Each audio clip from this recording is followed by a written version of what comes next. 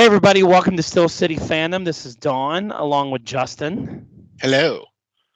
And I don't know if you've been listening to our Pop Culture Week in Review, but we finally convinced Justin to watch anime. I've watched a little bit before. This is the is the longest you've first ever stuck with it, though. this is the first big art or big anime that I'm watching though. Yes, because you are watching One Piece. I am watching One Piece. And notice there's no Counter Brock on here because they don't like anime. They think it's dumb. And that's because they are dumb. That's the reason why. So what we figured we'd do is I started my journey in One Piece. I'm already on like 660, somewhere in there. I'm in the Dressrosa Saga. I'm far ahead. So what I thought it would be good is as Justin goes through each saga, that we would chat about it and kind of catalog his journey and kind of break down the show a little bit. Maybe this would inspire some other people to watch it because I think it's fantastic. I love it. Where I'm at right now, I think it's great. I so want to spoil everything for you and just bring you up to speed. No. I want to be like, oh, you met that guy? Well, let's talk about him. So it'll be kind of fun to talk about these people and then come back as you realize, as you start putting the pieces together. Yeah. Literally Yeah. pieces. Because I inhaled the first saga. You did. So we're going to do it by saga, which the first saga is the East Blue Saga. And this originally for me took me 27 days. Justin did it in 6. Which that's 61 episodes. So it's at least, it's a lot. It's 10 episodes a day. I still don't know how I did that. Yeah.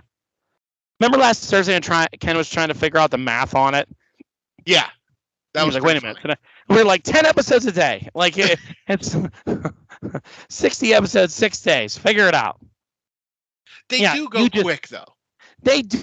They're especially the early ones are very quick. I mean, by the time you get through the We Are song, which you're on a new song right now because you just started thank God. Our Bassist song. I don't know if the song you're on now is any better though. It's not. I still skip it, but it's better than East Blue. Yeah, you didn't like the We Are song, huh? No. Now, you're watching this on Funimation. No, I'm watching this on Netflix.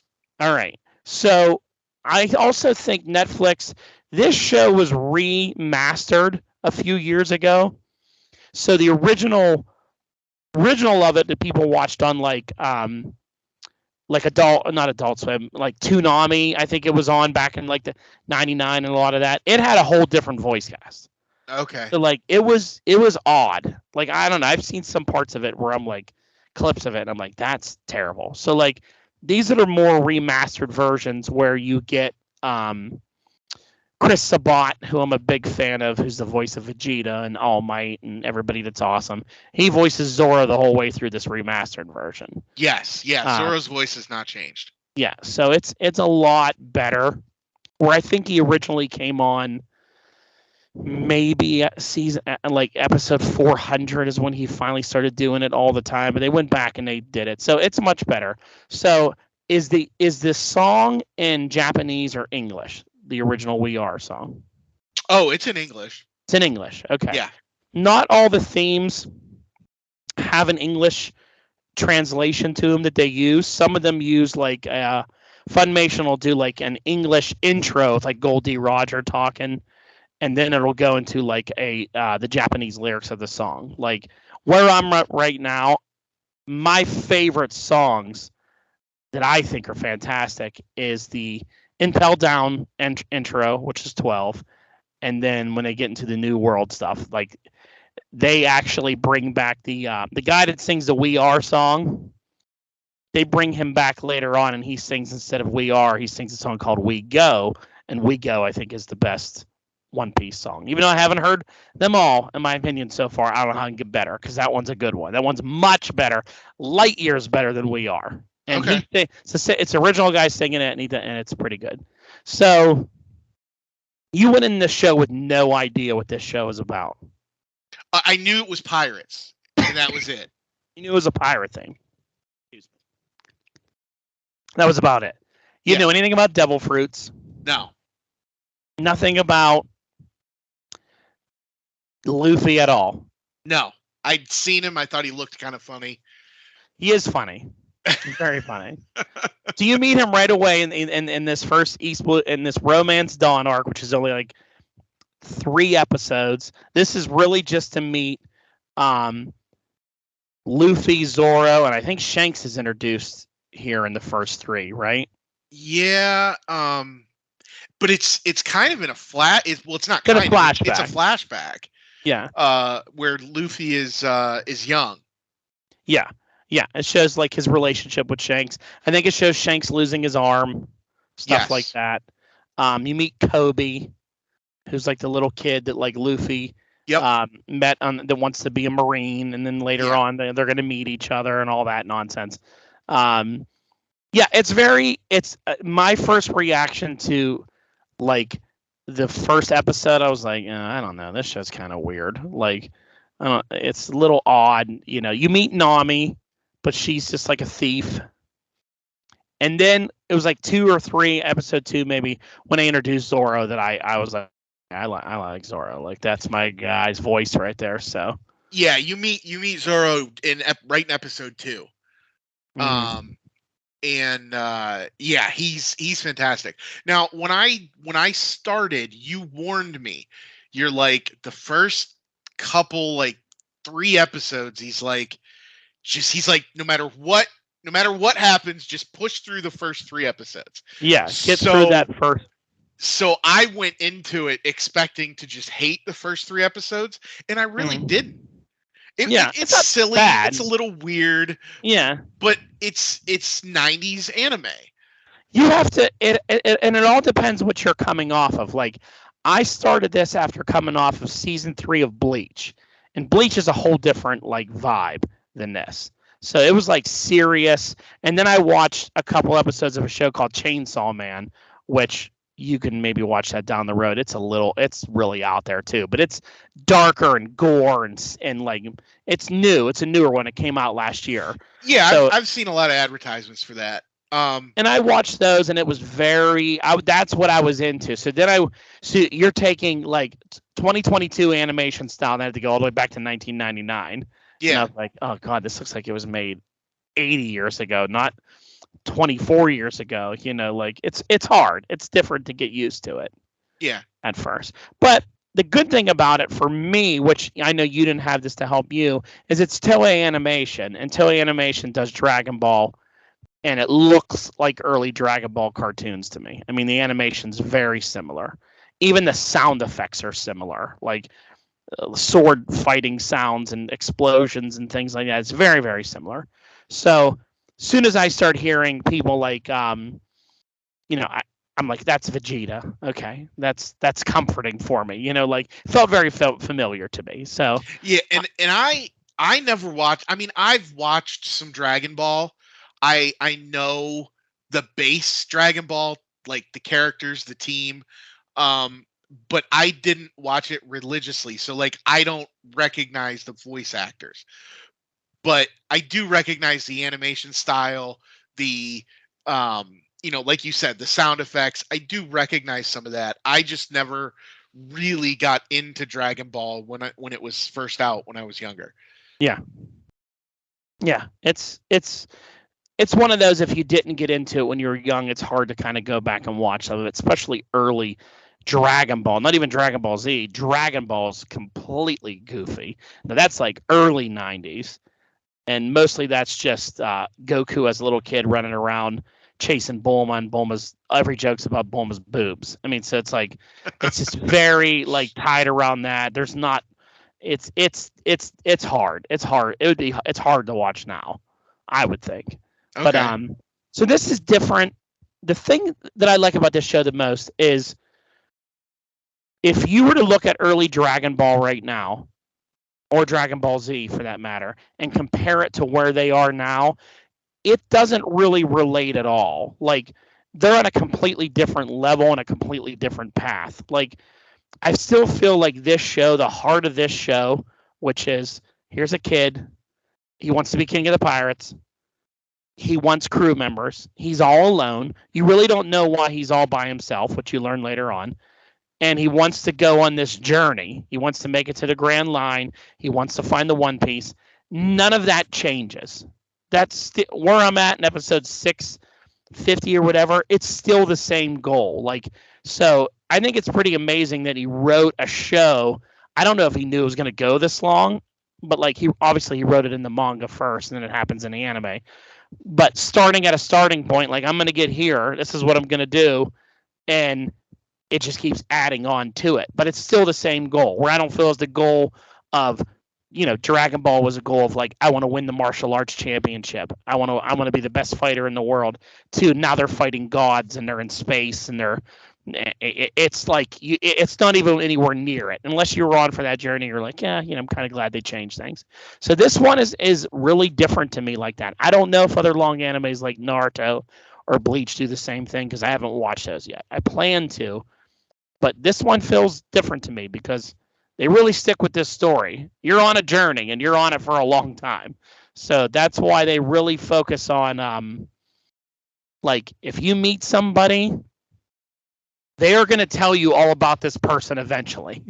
Like you meet so in the Orange Town arc next, you meet Buggy the Clown. Yes. And Buggy the Clown in another show might have been somebody that's just a joke. Like Luffy kicks his ass, they do away with him. They come back and they do a little bit of where Buggy gets his body back and meets I'll the be honest, guy. I was hoping Buggy was going to be a throwaway. Yeah, and you do. In that moment, you're kind of like, this guy's dumb. But like, there's a lot of shit that happens with Buggy down the road where you're like, and then you get a lot of this past and you're like, wow, this guy's connected to a lot of things, goes through a lot of stuff.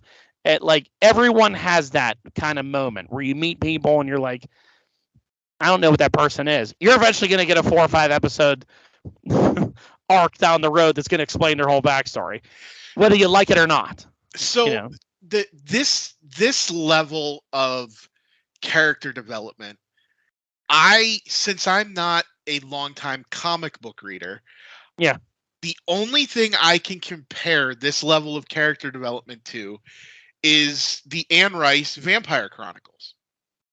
Okay. Her character development is so deep, and you find out so much about every single little character in her, her whole overarching story.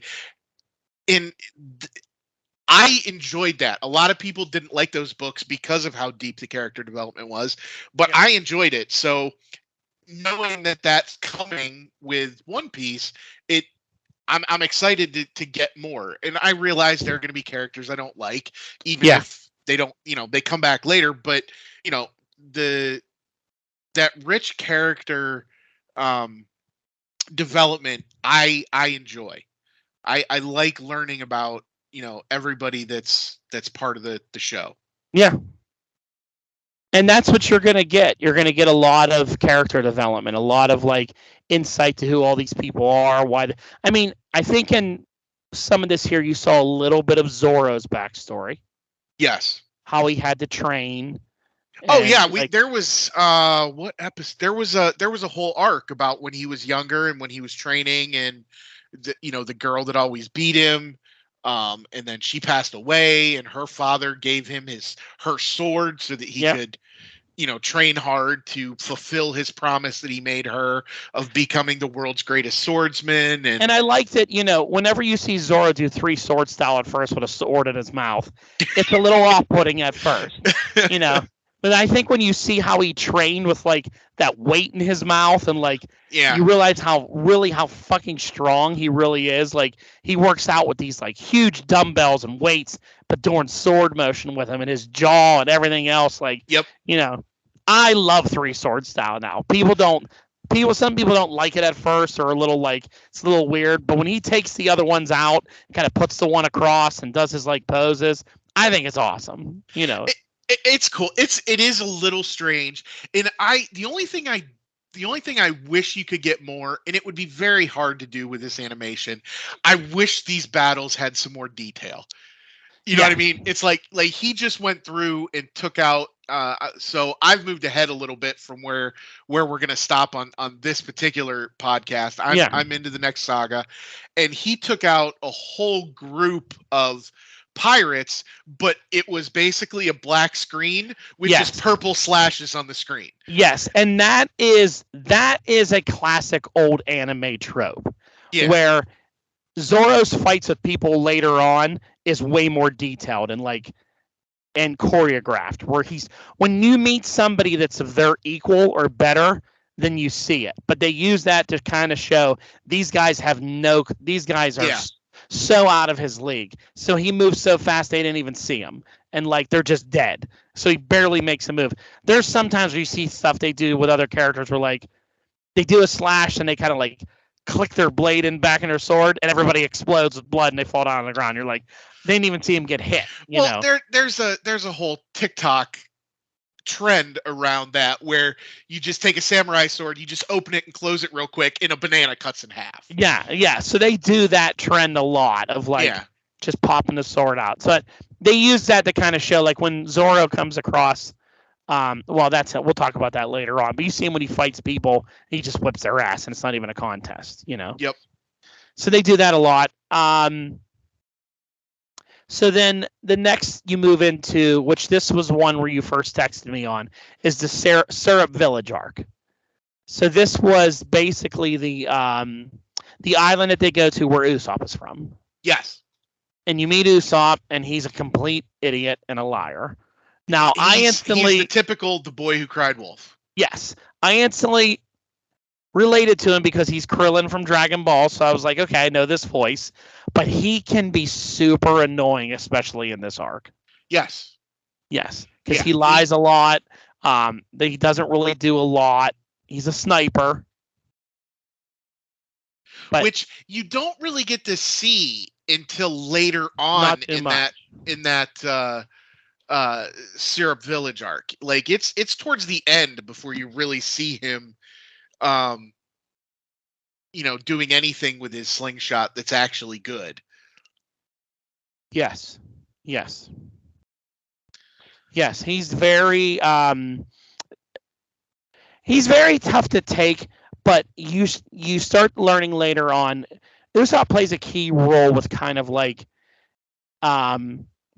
the perspective of, here's a guy that wants to be the captain, wants to be cool, wants to be the man, and he's surrounded by badasses. So you get that perspective of what it's like to be him, of this guy that isn't really good at anything except for this one skill. But then he's with Zoro and Luffy and Sanji, and they're all badasses, and he's a bit of a coward, So it's he's supposed to be that everyman look into what it would be like hanging out with superheroes. And then you get to Going Merry, which is their boat. Yeah, well, yeah. So we go through the pirate caretaker, Captain Kuro, who was the Black Cat pirates. Those guys. Yeah. And he was pretty badass. He's one of the first tougher guys. Yeah. It took Luffy quite a bit to deal with him. He's drawn coal. His crew was okay. He had a coal. I forget what his devil fruit was. Was it something with swords or? He had the cat claws. Did he have a devil fruit, or he just had cat claws? He just had the cat. I think he just had the cat claws, but he was really fast. He could zip around and you couldn't see him. Yeah. And that battle was fun because you actually got to see Luffy's more serious, more badass kind of persona, because he realized, okay, I can't take this as a joke.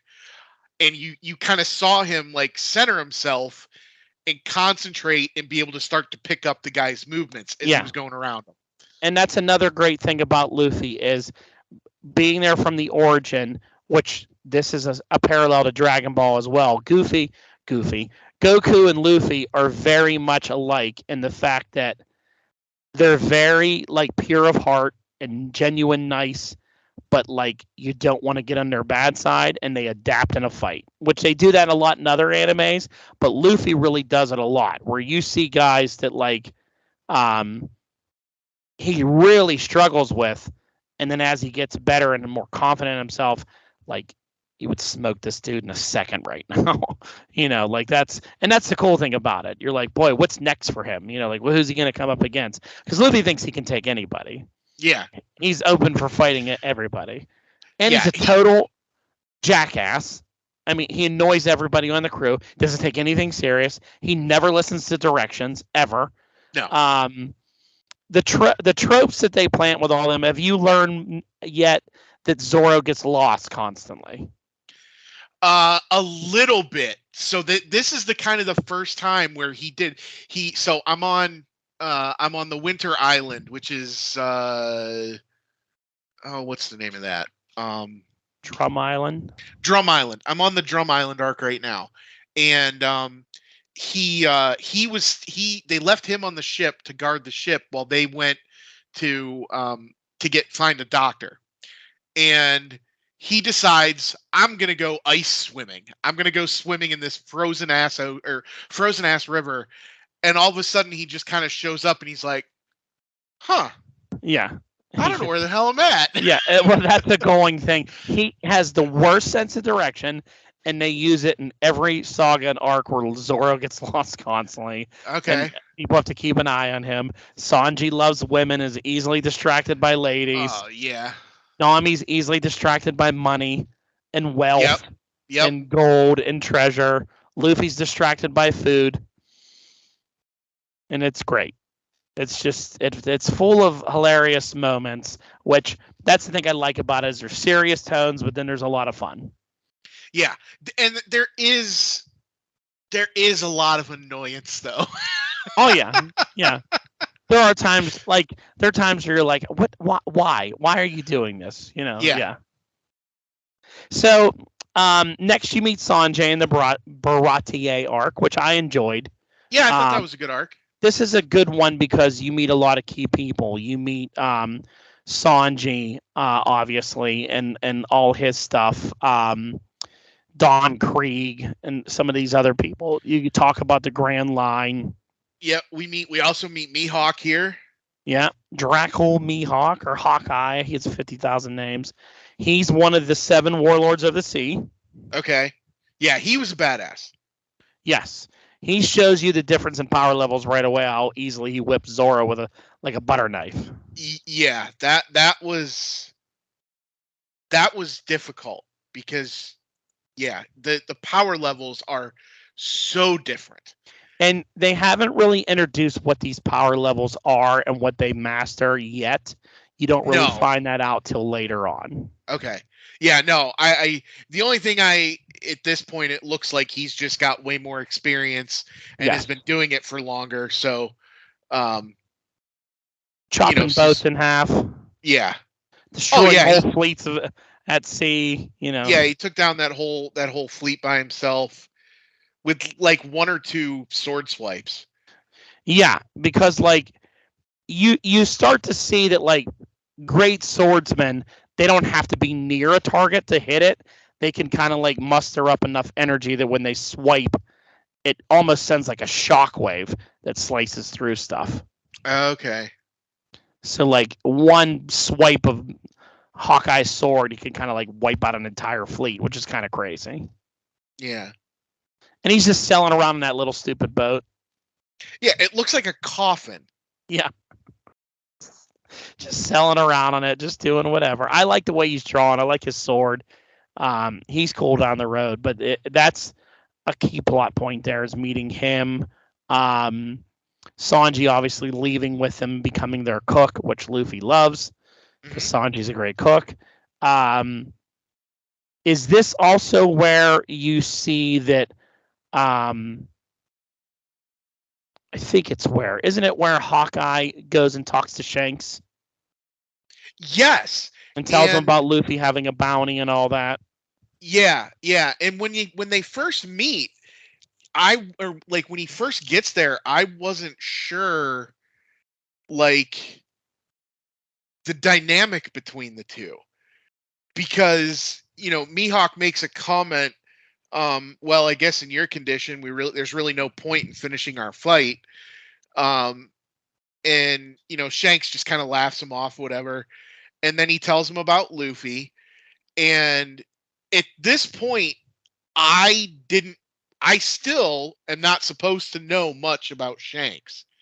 You did kind of you kind of spoiled that a little bit for me Yes. in telling me who Shanks actually is. Yes. But so that like, and I don't think you did that until after I'd already seen that scene. So Yes. I was like, okay, what's the deal between these two? Because I don't think I knew at that point that Mihawk was a warlord yet either. Yes, maybe not. I knew he was. They'd talked. Some of the other captains had talked about like how important he was, but I didn't know that he was one of the 7 warlords. Okay. And yeah, I was, like I said, the dynamic between him and Shanks was, for me, was a little weird because, I remembered Shanks being a badass from that opening episode where he saves Luffy. But there's a lot of respect there between the two. Yeah, but like I had just come from seeing Mihawk just dismantle Zoro, and then he's treating Shanks with so much respect. I was like, who the fuck is this guy? Yeah. Shanks is so great. Like, you'll see. It's great. At this point, Shanks kind of reminds me of Jack Sparrow. Because he's just real chill and laid back. He just wants to party and hang out. Lost an arm and no one didn't even care. Yeah, just whatever. It's fine. It's like, no big deal. It's fine. Happens. So yeah, you get all that. I think there's a little like side filler in here about like Buggy they meet the guy that's like stuck in the barrel. Yes. Yeah, there was a little like 2 or 3 episode arc. And then Buggy meets him and they become like friends because Buggy's only like feet and hands. Yeah, feet and hands in his head. And then that was actually Arlong. That was after Arlong Park. Okay. Yeah, that's like in the Logtown stuff, Logtown stuff. So Yeah. Arlong Park is really like the first big challenge for Luffy when he fights. You get introduced to fishmen. Yeah. Fishmen Island or fishmen pirates, all that stuff. Which I just want to say, I had no idea what the fishmen were, and when they showed them the first time, that is absolutely the opposite of what I was expecting to see. Yeah, they're a little different. But when you mentioned the fishmen, I wasn't thinking badass pirate fishmen. I was thinking people that looked like fish with legs walking around, and I had this image of these weird little creatures walking around because you had talked about like slavery and things like that, and I was oh, the humans. I was like, these assholes are enslaving these poor little fish people. That sucks. And then you actually meet the fishmen and see who they are, and you're like, oh, I was very wrong. Yeah, they look different. Like Arlong looks like a shark. Yeah. They have different powers. You learn more about them later on when you actually go to where they're from, Fishman Island, and see more of that. But this is like your first introduction to them. They're portrayed as evil. Mm-hmm. This is where you actually learn why Nami's such an asshole. Because in the beginning, you really hate Nami. She steals the Mary. She steals ships. She steals their money. And you're like, this chick sucks. Yeah. I'm like, can they kick her ass or get her out of here? And then you realize, oh, okay, well, she has a horrible life. The way she is, yeah. Arlong's tortured her whole life, made her give a tattoo. I really think this has the moment in it, is one of the most talked about moments in this show, is when you really see like Luffy's true spirit. And that's when he goes up to her and she's obviously like, just leave me alone. He's like, okay. Like, he's not like fazed by her mean words, and she's, I don't want you here. Just get out of here. And he's like, yep. Okay. And then she's like, help me. Then he puts the hat on her. They play the music. He goes, gets his guys. He's like, let's go kick their ass. Yeah. Anybody want to help me kick these guys who are mean to Nami? And they're like, yep. And like, you're like, oh, that's a cool scene. They walk They walk together. Anytime you hear their song playing, you know they're about to get it on, and it's Yeah. in a good way. So that part's really good. That's when Nami finally realizes that this guy's different. You Hmm. know, these are different people. I think it's when she finally realizes that these guys could be family to her. Yeah. And it's good. The fight with Arlong, I think, is really good. Luffy stuck under the ocean for 20 minutes is crazy. You know that part. Yeah, that was a little much, but Stretched his head. That yeah. is primarily just to show you how water affects him and how it's a weakness. Yeah, yeah, 100%. Usopp gets his moment, takes down one of the guys. Yep. All of them. It's the His first time they exploding star. floating star. It's the first time they really fight as the Straw Hats, where they each take a person. Yeah. That becomes a going theme down the road. Everybody pairs up with someone, and you're going to get some fighting. So yeah, it's good. I liked it. It wasn't super long. They get through it. Nami moves on with them, and then they end up in this log town before they go to the Grand Line.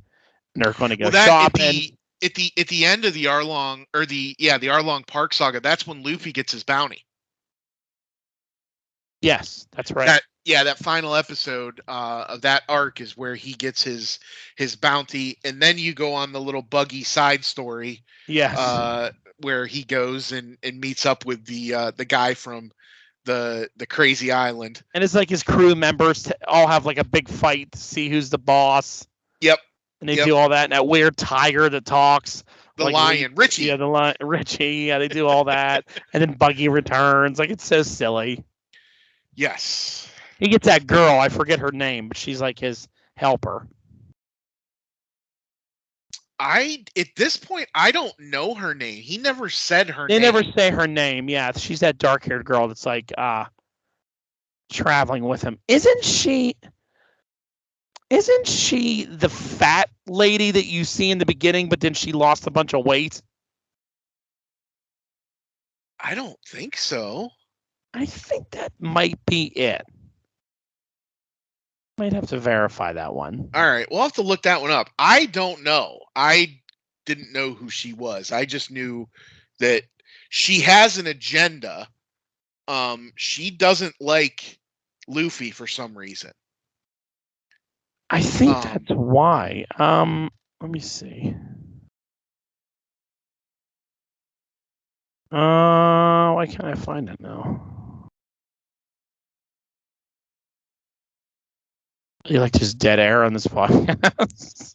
That's all right. We can look it up later. I think that's who she is. I think she's. You remember the first lady in the first episode that attacks Luffy, that pirate? She's that heavyset lady. Yeah. That's her when she loses weight. Oh.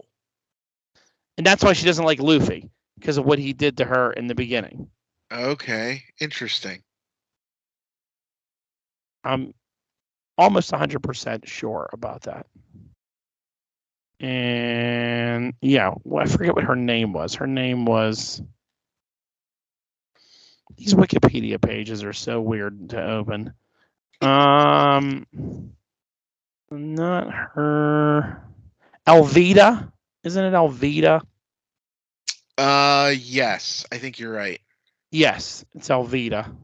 Okay. Yeah, she was the one that was the Elvita pirates. Yeah. So yeah, they put that together. A lot of that comes back later on. So yeah, they finish that up. They get there, and then this one is where you really learn a little bit more about Goldie Roger being executed, the former king of the pirates, the platform he was executed on. Buggy comes back, tries to kill Luffy, almost does.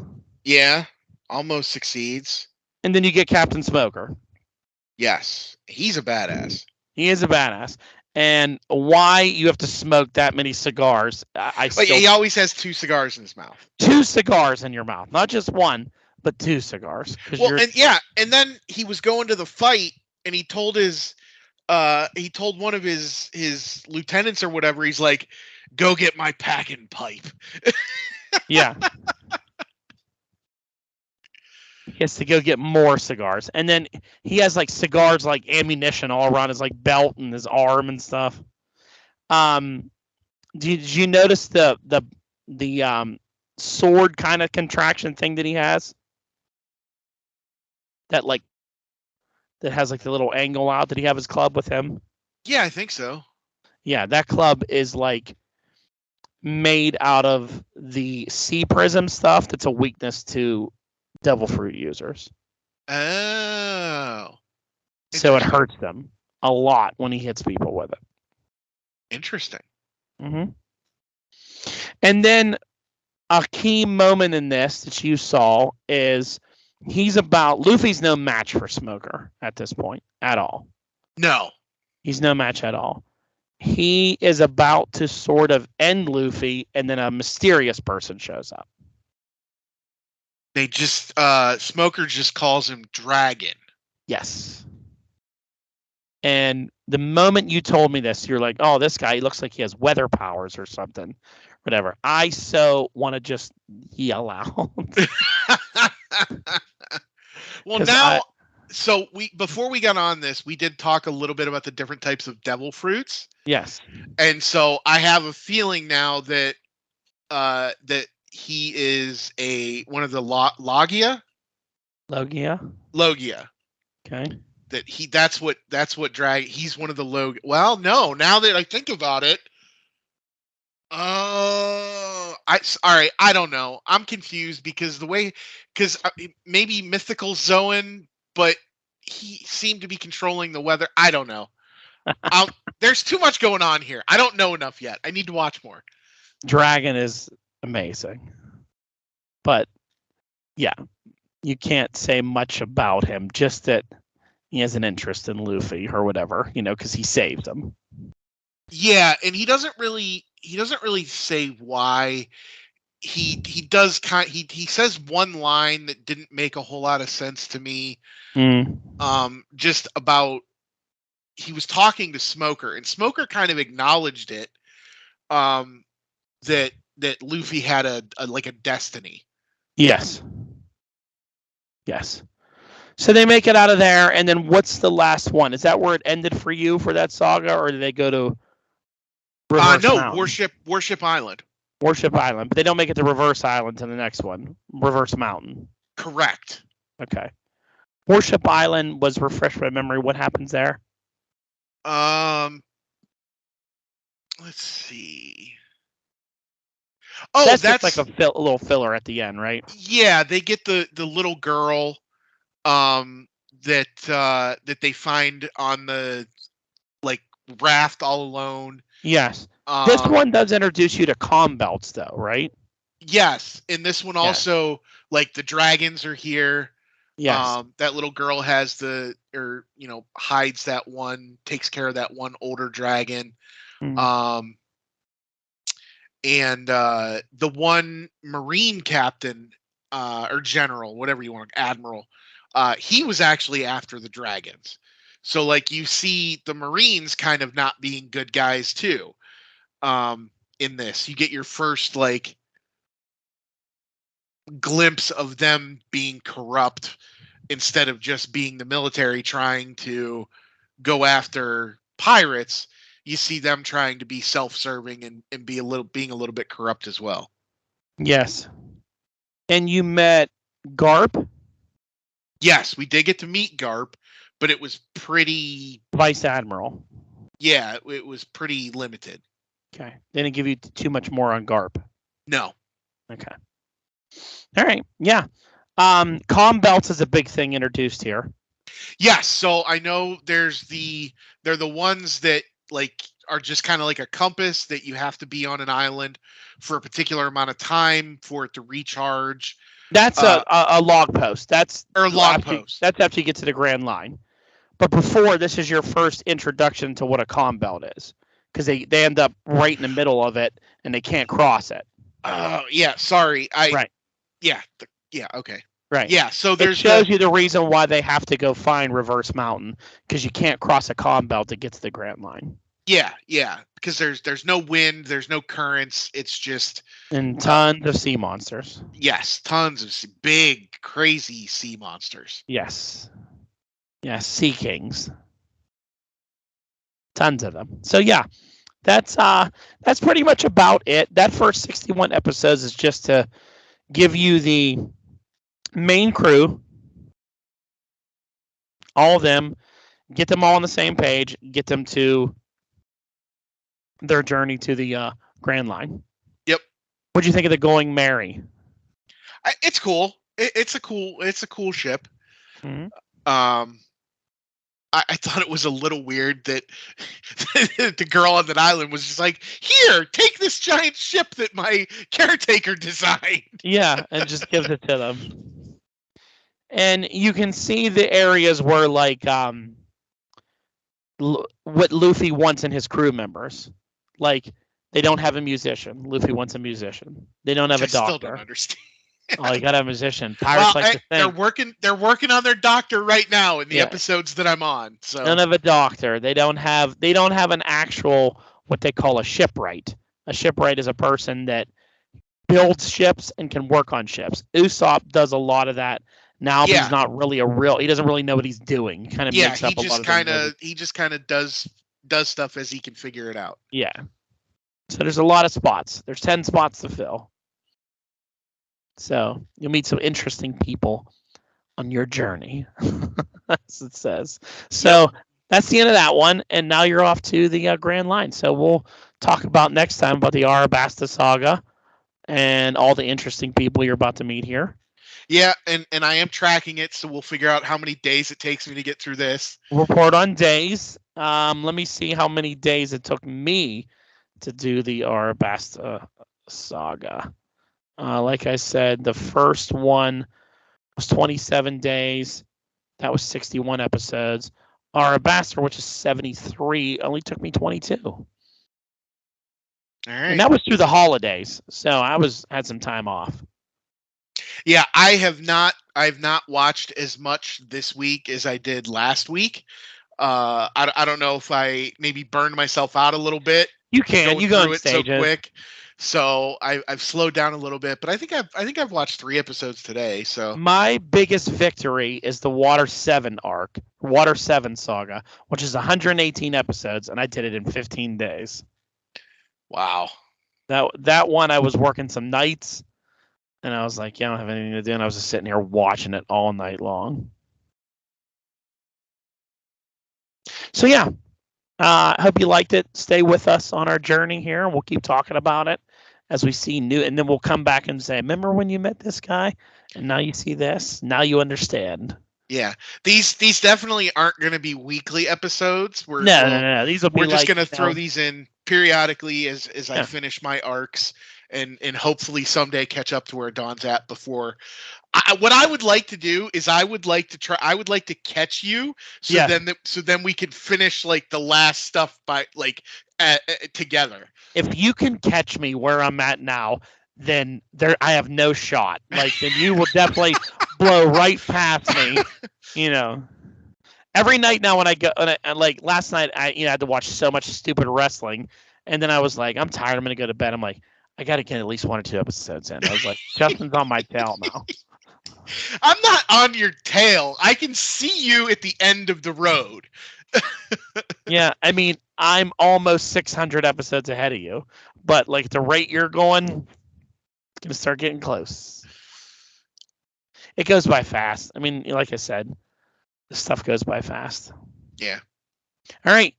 Well, thanks for listening, and if you liked it, give us a like, give us a follow. We'll talk to you later. Bye. Bye.